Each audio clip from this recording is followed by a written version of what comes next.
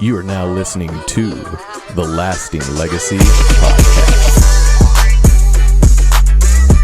Welcome back, everybody. Another episode of the Lasting Legacy Podcast. I'm a little under the weather, so it's going to be a very David-heavy talking podcast.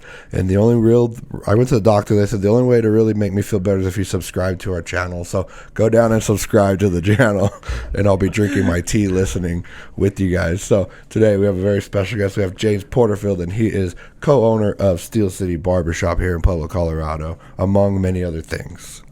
What up? What's going on? Not too much. I'm David. I own David Took It, photography, videography, and we're just gonna get right into it, man. Go ahead and tell us a little bit about yourself. Like, what do you do day to day? Well, again, I'm James Porterfield. I'm co-owner of Steel City Barbers. We have 2 locations. I'm a father of 3, a husband, and basically nonstop crazy hectic lifestyle. No, for sure, to say the least, man. What do you said father of 3? Yes. And then husband of 6. No, I'm just kidding. No, husband of 1. And then you do some other stuff too, like with horses and dogs, and kind of paint that. How many horses do you have now? We have 2. And then how many dogs do you have running around? Oh, we have 6 dogs in the house right now. Yeah. How many Frenchies or different breeds? Or we have 4 Frenchies in house and 2 Rottweilers. Yeah, it sounds like a full house to me. Something to protect the Frenchies, or right. Exactly, protect the house, the kids. Yes. Oh, that's awesome, man. Let's slide into the early childhood. Kind of paint us a picture. How did you get to where you're at today? Well, we grew up. I was born and raised here in Pueblo, Colorado. Then we moved to Denver. I think about 5 years old or so. Went to elementary, middle school, and then my first half of high school in Denver. And growing up in Denver, whatever, we lived in different neighborhoods and had our fair share of struggles and just kind of. High school, whatever, I got mixed up with the wrong crowd. Started getting bad grades, ditching, and so forth, and kind of led me to moving down here with my dad. And I chose to move down here and get out of the path that I was going up there in Denver. And I moved here, came to high school. I was really behind in my credits, whatever, so I had to basically buckle down and go to school 12 hours a day, to graduate. And that was something that was important to me to do, graduate. And then even while I was going to school full time, I always worked, had a job. My first job was 16 years old. I actually first job was McDonald's. Nice, yeah. And you guys recently just done Daniel Gutierrez, the tattoo artist. Yeah. We actually worked together. That was our first job. So at the same McDonald's. It's the same McDonald's. That's insane. Yeah, man. And it's still even after moving here, buckling down to graduate, I still was kind of messing around with the wrong crowd and made some bad decisions, got in trouble with the law, and that's kind of how I come up becoming a barber, because I had worked numerous of jobs, construction, restaurants, just a bunch of different jobs, and none of them were really like for me, Mm-hmm. And I got in trouble, and I was kind of going to court, and the judge was like, well, you need to figure out, if you want any chance at probation, you need to figure out what you're doing with your life. And just randomly, I was sitting in my auntie's chair getting a haircut, and she was like, well, why did you ever consider being a barber? And I was like, no, not really. I actually did pick up my first pair of clippers in the 8th grade. It's funny because I used to cut my own hair, because of the circumstances of the struggle that we had growing up. Couldn't get a regular haircut, so I started giving myself a haircut, and then I got good enough to where my buddies were like, well, can you give me a haircut? And I was like, well, $5, that was, that's kind of how I started making a little bit of lunch money and, my money for things, whatever. And So anyway, I was asking her, well, can you give me the details, like, how does it work? Like, how much money do you make? do you pay booth rent, or how does a barber work? And she started, telling me, how much, how it worked, and how much money she made and stuff. I was like, dang, that doesn't sound too bad. I was interested into it, and actually, so I went to the barber school the next day to look into it, and then I just decided, I went and signed up like 2 days later. Nice. So you jumped on the opportunity right away. Right away. No, that's good. Because I was I think I was working, at that time I was framing houses or something. Being a labor for minimum wage was like, I don't even know what it was back then, $6.25 maybe. I was gonna say, yeah. So that was pretty rough. No, it definitely. I mean, the idea of being inside air conditioned, like constant elements, and you're not like killing yourself for it. You're working hard. Don't get me wrong, but you're not framing houses at the end of the day. Yeah, and I wasn't really thinking about any of that kind of detail. The environment. Really, I was more thinking of like the opportunity and the amount of money you can make. Oh, absolutely. Cutting hair. Yeah, so. Absolutely. Early life as a barber. So you go through barber college, correct? And then how old are you when you finish? I was about 20 years old. So about 20. Yeah. Then you slide into a barber shop, correct? That's kind of like you find an open chair, you start paying booth rent. So what does that look like for you? Yep. So, same thing. Backtracking, when the auntie that was cutting my hair, Tony, she worked for the Aguilars on the south side with Tony Aguilar, and he actually overheard the whole conversation about going to barber school, and he was actually kind of like, more influenced me to go check out the barber school. He's like, oh yeah, go check it out. Get your license. You'll have a job right away. Yeah. And I was like, oh shoot, even better. So yeah. So I get through barber college. He actually mentored me, throughout, barber school, whatever. I went in, he helped me, learn, different techniques and, all the barbering stuff on aside from barber school. Nice. And he actually hired me. At the time, he owned the Aguilars on the east side, where Louis Aguilar worked, at that time. So Tony Aguilar hired me. They kind of had their falling out, whatever, separated businesses, and I decided to stay working over there with Louis Aguilar. Oh, okay. Yes. Nice. Heck yeah. How long did you stay there before you ended up leaving? I was there for 10 years. Nice. Oh, okay. Dang, yeah. You definitely hunkered down. Probably built a crazy clientele within that amount of time. Yes. Some loyal customers who you probably still cut today. Yes. Full schedule. I knew a lot of people kind of stepping into the, to the barber industry. So I kind of walked in the door with a decent amount of people coming, sitting in my chair, giving me the opportunity to. Yeah. No, that's awesome. And then, so you're cutting hair for 10 years, and I'm sure I know how you are. So it's like, I need to be doing something, I'm sure the monotony is kind of getting to you.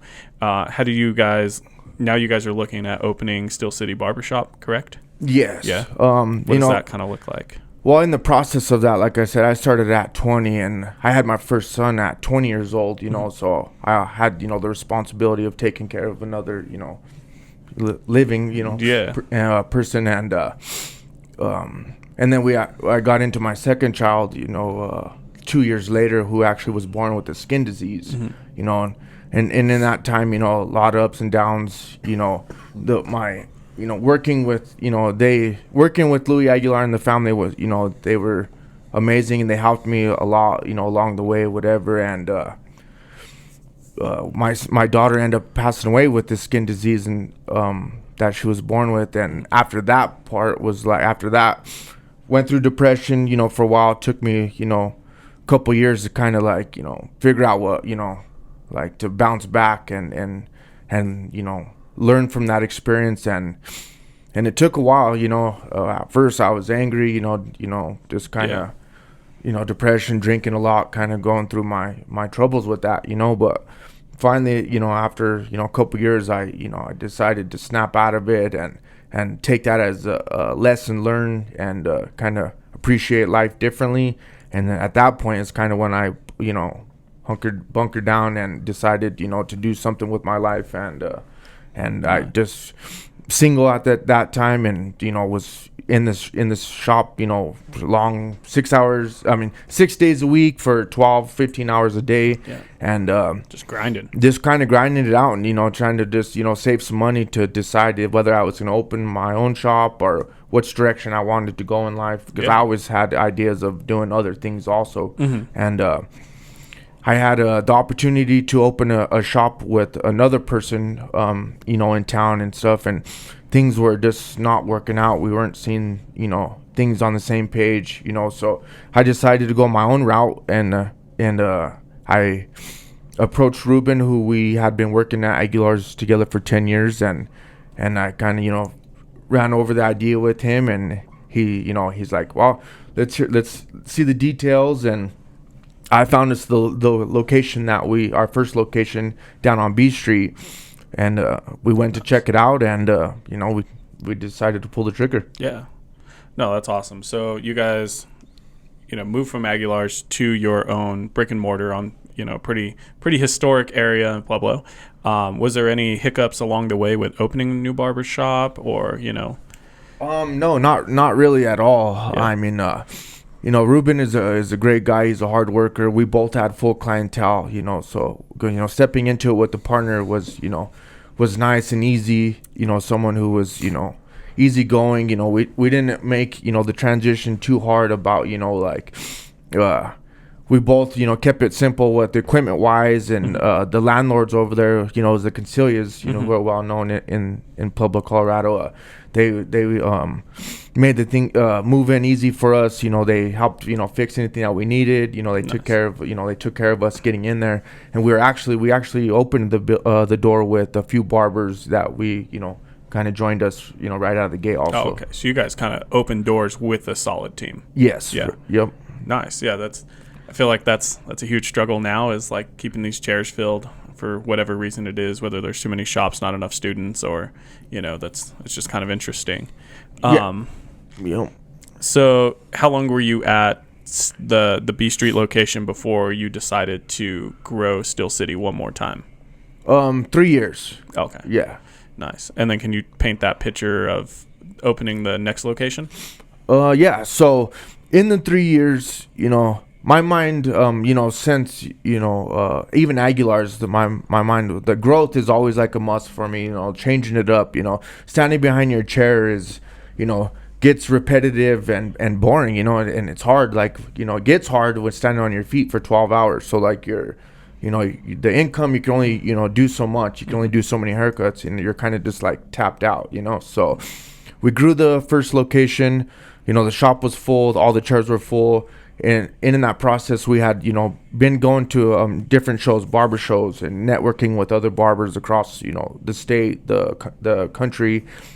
And, at that time, like I said, we were full, and networking with other barbers. We kind of wanted, to try something different, Sure.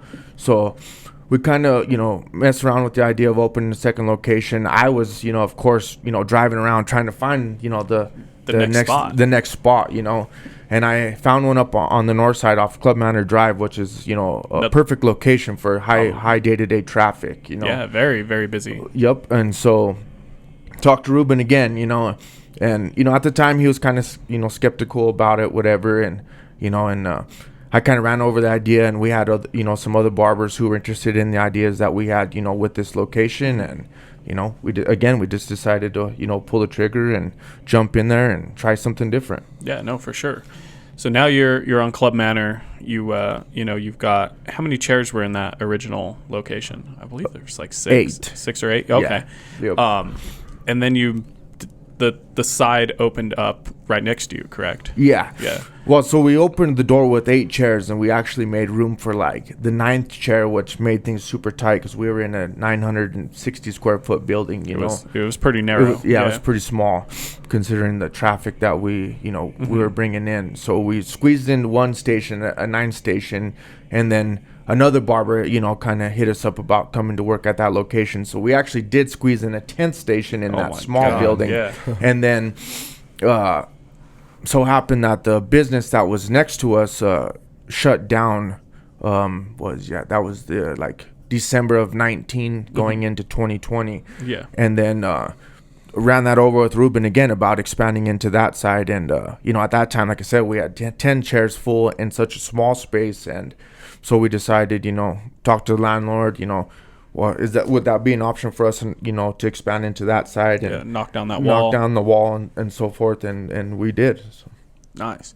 No, that's huge. So you're building, you've expanded So you've expanded Steel City, and then you expanded within yourself again.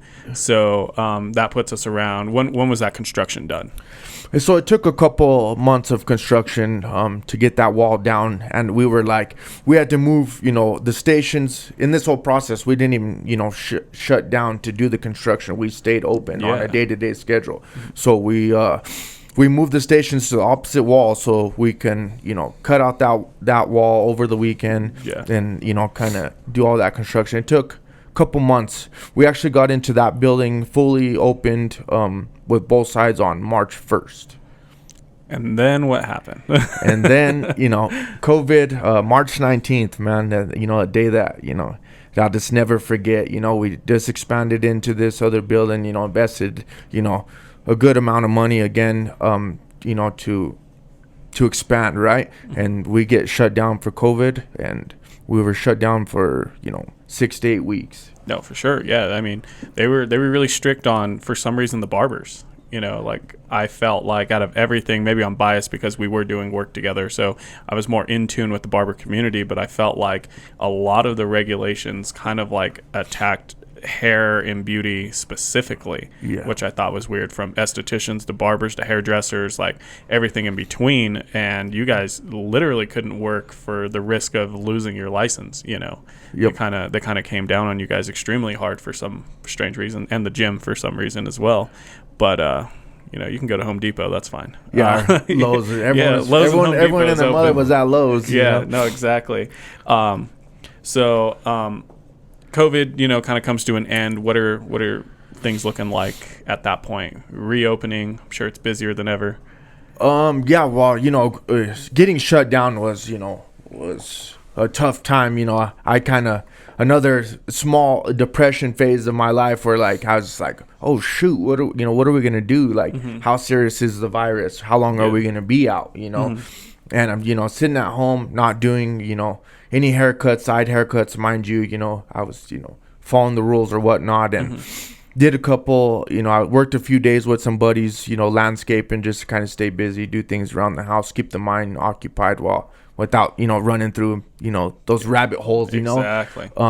So June 1st is when we got back in, but leading up to the things were starting to get lifted and we knew we were coming back to work was obviously some weight off the shoulder, because I know the other barbers were stressed as well. So getting back June 1st, we had still regulations about being appointment only, which it was tough, because some of the barbers were still on the new side, didn't have full clientele, so they were it's kind of tough. Yeah, the regulations were telling us that we couldn't take walk-ins, so which is weird that you can't take a walk-in, but you could take a walk-in, tell them to call and make an appointment for right now. Yeah, and then now you can cut their hair. Yeah, and they walk in the door, I'm like, oh, we're not taking walk-ins, or I was just like, you walked in, you have an appointment today? They're like, no. I'm like, yeah, you do. Go have a seat over there. Yeah, no, exactly. So, you do what you have to do, because that stuff is, it's pointless, honestly. For them, you're pushing away business and stuff like that at that point. For sure. So you have to do what you have to do. Now, you said you worked with the landscaping company for a little bit. I did. For a couple days. Yeah, a few days, whatever, which actually struck the match, shortly after we opened the business back up for haircutting, business was slow. I mean, I stay busy because of my full clientele keeps me busy and stuff. But I have a teenage son who at that time was 15, going to be 16 soon, and we actually started a lawn business, a landscaping business. My intentions were, just to have something to fall back on just in case COVID came back, that I could stay working and stay moving, outside, and kind of start a business for my son. Went great, for the first year. We started with lawn care. I started getting hit up about bigger jobs, and I decided to start tackling them, and we kind of grew that business pretty good in, the first year. So. No, that's awesome. Yeah. I mean, but, like everybody else with COVID, I'm sure finding employees was a little tough. It was. And that was actually where I am today, is getting employees, because of the, unemployment, stimulus. Unemployment. No one wanted to work, right? So I was winging it with most of the jobs. I worked on hands-on, which, I'm having, working almost 6-7 days a week, 3 days landscaping, 4 days landscape, and then back in the barbershop, trying to, take care of all my clients. That's a real grind. Yeah, it was, honestly, that year. It was awesome. It was awesome. Yeah, and Dang. No, that's really cool. So obviously the landscaping thing is going. You have the barbershop open and everything. And then there was another hiccup at the barbershop with somebody breaking in the back door, correct? Oh, yes. Yeah. And, that might have been before the shutdown, actually. Actually, it was. Yeah. That was part of, I think it was before the expansion. It was right before the expansion we did. It was December of 19, right? Right before Christmas. Right before, yeah. That area is having, the traffic, kind of walking around traffic. We end up getting broken. Zombies. Yeah, zombies, right across the highway. Yeah. So they end up breaking in. They kicked in the back door, and they wiped us out pretty good, considering, what's in a barbershop of value, like what can you get in there really? Those $500 shears you don't use. Yeah, you know what I mean? That they couldn't use, So anyway, they go in and they get in and they wipe us like a good portion of all of our clippers, man. I'm talking like, I remember everybody was ransacked. Yeah, everyone. Like, it was like the Grinch stole Christmas, literally. Literally, you know, like all our tools. Like there was other things of value up there, like besides TVs, just the TVs product, like the radio, things that they, could have used. But then they take all our tools that they couldn't use, kept us from from working. Yeah, absolutely. I remember when I heard about it, like it was all over Facebook. Other barbers were sharing it, like it was a shitty situation, but it was cool to see the unity within the barber community locally, and like even outside of town, people were offering, loaner equipment and stuff like that, so you guys could still cut and stuff like that for that day.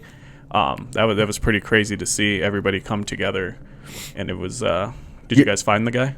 Yes, yeah. So, long story. Let's talk about the barber community and people who reached out to us, because that it was awesome. Huge. It was amazing. The outreach that we received for helping by donations from other barbers. Just donating extra clippers that they had so we could get back to work. I actually had a good friend who owns a business here in town.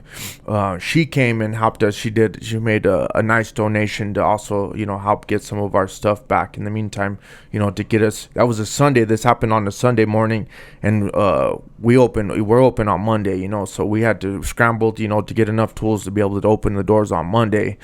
So, I mean, yeah, it was awesome for sure, and again, I'd even like to, still thank everyone who did reach out for that, because that's something that we will never forget. We had barbers as far as like Denver, trying to send packages, or if you guys want to come up, get some tools, like we got you. So it was awesome. So, and then let's talk about the guy, right? There's a couple guys actually. They come in. We have cameras. They come in. You just we didn't get the notification that they were in the night of, obviously. So the next day, backtrack, see the cameras.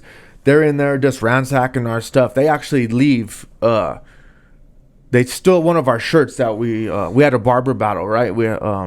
That's another story we'll have to tackle. But we had this barber battle, the unique shirt, the only shirt, that for this event, whatever. He takes this shirt and then he leaves. Comes back with it on. So now he like Clippers for a Cause shirt as he's ransacking the place. Yes, exactly. So, they leave again the second time. We come. I don't even know how we even discovered that we got broke into, because it wasn't like the glass or nothing triggered. Yeah. So I think one of the barbers just came in, or went in to do a haircut, whatever, and realized what had happened. So we go down there, had to take everything, wait for the cops, whatnot, and then. Like shortly, this was, by the time the cops even get there, this incident happened overnight. The cops get there at like 1 o'clock in the afternoon, barely, so it's an all day event trying to, clean up the shop. 12 hours later. Yeah. Wow. So we're just to the point where everything's like, cleaned up. We're able to open the, the doors next day, whatever. I had this barber reach out to me. He sends me a message. He says, "Hey, is this your guy?" And I'm just like, yeah, I was like, it sure is, He's like right down the street from where our location is. So I race over there, and I'm like, this son of a gun, you know what I mean? Like, Pitt. This is Pitt, you know, this is him, you know? Yeah, this was personal. Yeah, it was, you know. So I tried to do the right thing. I tried to call the cops. I called the cops 3 times, you know, to get them over there. This is the guy for sure. I have him on camera. He's wearing our shirt, you know. Yeah. And they, you know, there was actually an active shooting, you know, at that time.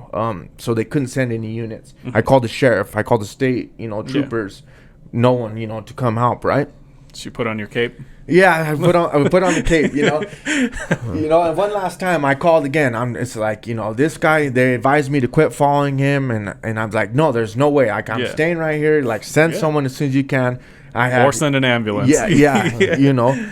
And the other barbers, you know, in the meantime, I'm talking with them too. And one of the barbers races over, while 2 of the barbers race over while I'm following this guy. And we end up like approaching him or whatnot. Altercation happens, physical altercation. You know, it leads to physical altercation, and you know, and then finally we got the cops to come, right? So crazy how that works. Yeah, you know, so it was a long story. Really it was a mess. So mind you, like 2:00 in the afternoon, outside in public, there's a bunch of people. It's a very busy road that this happened on. Yeah, you know, tons of witnesses or whatnot, and so the cops finally come, and you know, and I'm just like waving down the cop. I'm like, you know, here we are. You know, this situation goes on, and so what ends up happening to this situation? The guy goes to jail that day. You know, obviously he was the one who did break into our shop. He had a couple of our items in the backpack that he had, led to him telling us where all of our stuff was. You know, and that day, you know, the cops were going to write us a ticket, you know, or they could have wrote us a ticket, whatever, you know, because of the physical altercation and whatnot. They ended up, you know, not. And they said there's a good chance the district attorney's office could pick up this case, right? So, you know, so we go on. The police station actually, the police recover all of our stuff from the hotel that they were staying in nearby. Who knows what else they found there? Yeah, well, the report, you know, said that it was like full of, you know, no, I'm sure, you know, stolen goods and stuff. So we had to go down to the police station that night, like 10 o'clock, 11 o'clock at night, you know, to recover. What a long day. Yeah, it was a mess. But we did recover like a lot of our, you know, our items. Most of it, you know, was kind of busted up and broken because they were just, you know, obviously throwing it around. Yeah. So we move on from that situation. We never hear of anything what happened to that guy. If he got prosecuted, didn't hear nothing, right? And then, you know, another crazy long story. District Attorney's Office decided to pick up the case, which didn't even know. Didn't get they supposedly sent a summons in the mail where I was actually in between moves, so I didn't get the summons. And our new house, you know, the whole year goes by. We're in the new house. We're out in Pueblo West. The wind blows some of my trash down the street. One of my neighbors calls, the sheriff, about my trash, and he comes to the door, approaches me or whatever, and he's like, can I run your name or whatever? I'm just like, yeah, sure, Yeah. And well, I think he ran my name because of the tattoos and stuff. Yeah, you know what sure. I mean? And he runs my name. He's like, do you have a warrant, right? I'm just like, no, I don't. He's like, yeah, you have a warrant, and I'm just like, no way, it's not possible. You know what I mean? Like, Yeah. I don't get in trouble or do nothing. Yeah. And he's like, it's have you been in domestic violence? I was like, no, man, like, there's no way like I have any kind. I haven't been in trouble in 15 years. Mm-hmm. So never even had. The one time I've had even a police contact is when our shop got robbed. That's literally what I was thinking in my head. Like, so he's like, well, I can't take you today because this COVID was still going on. So COVID was like, COVID keeping to the rescue. Yeah, COVID saved me that day, whatever, whatnot. So I did end up going down, figuring out that I had a warrant for, the assault that had happened, for the guy who, robbed the shop. And, sucked because I end up having to, turn myself in and spend 25 hours in jail. Like, at this time of my life, I'm like, more wiser. Yeah. Oh yeah. I'm sitting in jail. I'm just like, oh my goodness, I don't have nothing to relate with none of these guys. Like, I should be at home in bed with my kids. We had to like lie to my daughters, where I was going for the night, and even my littlest daughter knew something was wrong, and she even like cried when I had to leave. So it was a mess for sure. Get out, of course. and the case ended up actually getting dropped. So Yeah. That's insane. It's all for nothing. it was all for, all that mess for nothing. I had to hire a lawyer for it. Cost me money to hire a lawyer. Just to The biggest issue in that whole story, I find, is that your asshole neighbors called the cops on you because of the wind. yeah. I hate people that live in Pueblo West because they're all like that. They're all so entitled, bro. All these Karens just calling when the wind blows. Yeah, and I don't want to be that guy for sure. And I'm usually pretty good about picking up my trash, but the wind out there is insane. And a little bit goes down the street, and I am good about picking it up right away. So if they just didn't even give me the opportunity to pick it up, they just want to call right away. That's crazy. I'm sure the cops showed up quick for that. Yeah. Versus when you really have something going on. I feel There's like a tattooed guy is littering all over a beautiful dirt road. I remember when you told me the story originally, you're like, yeah, I showed up, I'm, in basketball shorts, slippers, and a tank top. And, I guarantee you he ran your name. Yeah, he's like, hey, did the cops, the neighbors called on your trash outside, and he's like looking through my screen door. My screen door's a little tinted. He's like sizing me up and stuff. And I'm just like, I open the door, and for him to look at me and of course, profiled and that's 100%. Yep.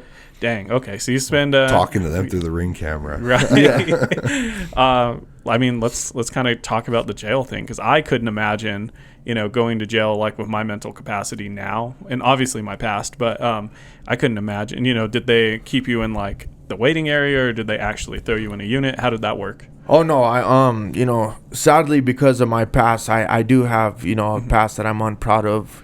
I've gotten in trouble at my early adulthood, and so my record led them to taking me upstairs. I had to go up to the floors. I was on the 5th floor actually in general population, and I had been to, obviously I have been to jail before, so you kind of knew what to expect. So I kind of knew the what to expect, and the ropes or whatnot. But being up there, I was fine. I unfortunately even knew a couple of the guys in there, from the barber shop, or from that kind of helps. Yeah, and so I just it wasn't too bad, besides the food, of course, and just sitting there, just like I said, can't relate to any of these, the things that they're talking about. I'm just like, man, like I'm just at a different point in my life, like kind of sitting there, or appreciating, more and more what I have on the outside, No, for sure. Absolutely. Gives me a little bit of time to refocus without a phone, and just kind of, just disconnect. Disconnect and, refocus on, my goals that I, that other things that I, had going on. That's awesome.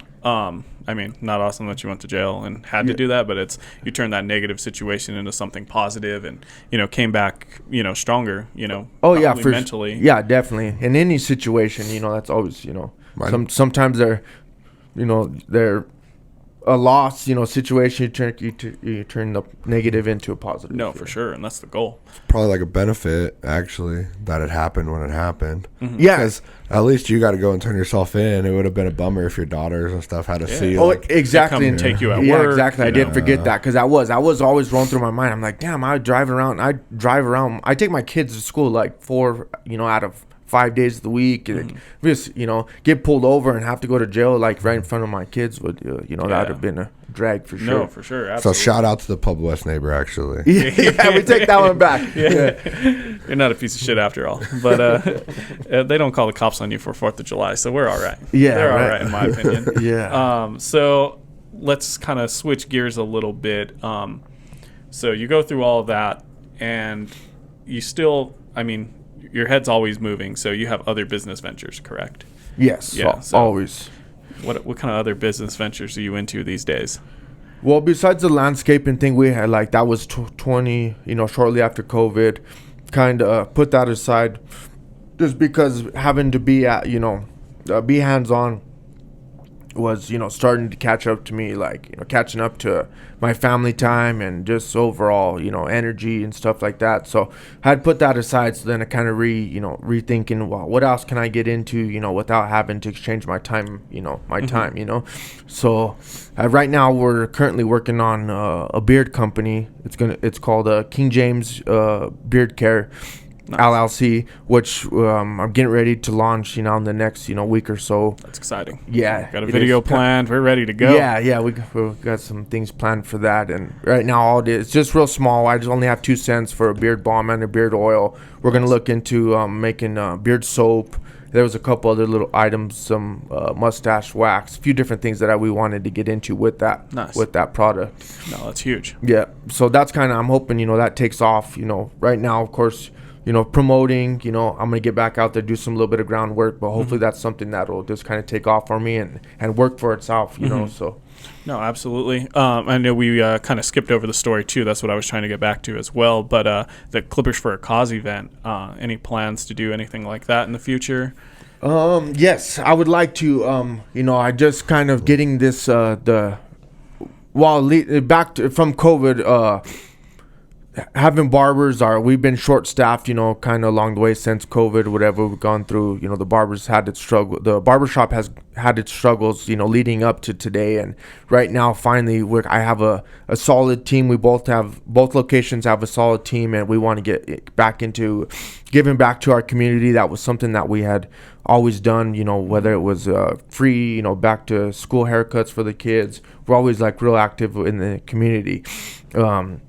Clippers for a Cause. What year was that actually? So 19, right? That was the year before. So, yeah. So Clipper for a Cause, that was an awesome event. We had a great turnout, and I do have barbers who still reach out to this day asking if we're gonna have another show. Can you explain what happened at that show? What it was all about? Yeah. So just like I had said earlier, networking, getting out there, going to other barber shows, seeing how how they do things, and networking, coming up with different ideas, and how we are, giving back to our community. We decided to have a show that we had both environments, like the big show for the barbers and a show for the community to come out and kind of see what the barber industry is about.